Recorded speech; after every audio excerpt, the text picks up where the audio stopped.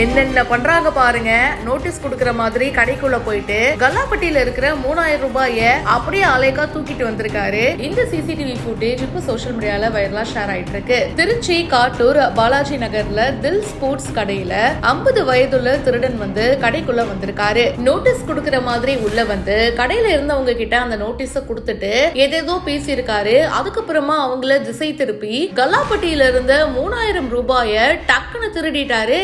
இந்த அளவுக்கு நேக்கா திருடுறாருன்னா ஒருவேளை முழு நேர வேலையா இதையே பல கடைகள்ல பண்ணிட்டு இருப்பாரோ அப்படின்னு பல பேரு சோஷியல் மீடியால கமெண்ட் பண்ணிட்டும் இருக்காங்க. திருவெரும்பூர் காவல்துறையில வந்து புகாரும் கொடுத்திருக்காங்க.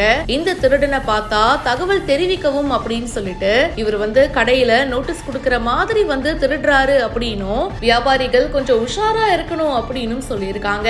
இந்த சிசிடிவி ஃபுட்டேஜ் இப்ப சோஷியல் மீடியாக்கள்ல அதிகமா ஷேர் பண்ணப்பட்டு வருது. மேலும் பல செய்திகள் உங்களுக்காக பிஹைண்ட் ரூட்ஸ்ல வந்துட்டே இருக்கு. இப்பவே ஃபாலோ பண்ணுங்க.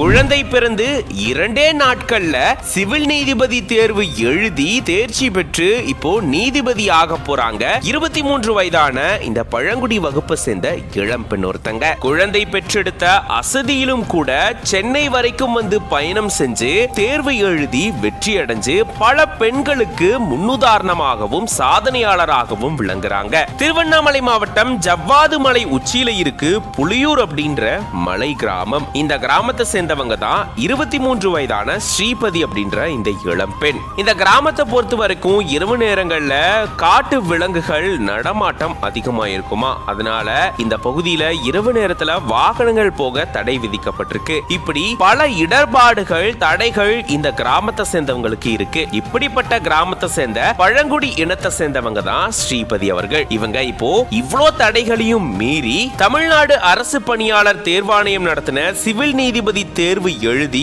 அதுல தேர்ச்சி பெற்று நீதிபதி ஆக போறாங்க. இப்படி ஒரு சாதனையாளரா பல பெண்களுக்கு முன்னுதாரணமா இவங்க இப்ப அமைஞ்சிருக்காங்க.